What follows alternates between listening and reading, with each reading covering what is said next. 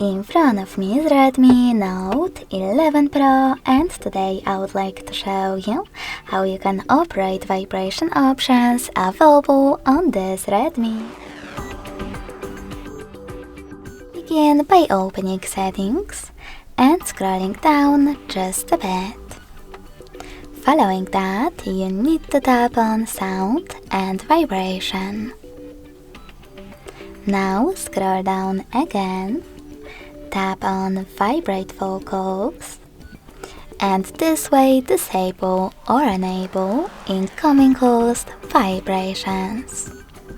When you're ready, you can also click on Vibrate in silent mode to enable or disable vibrations while your device is muted.